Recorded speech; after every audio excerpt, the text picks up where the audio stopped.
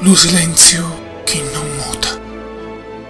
Quanta gente parla picca tazzò, sfogliando lo silenzio e lasciando lo riverbo su peggio stesso.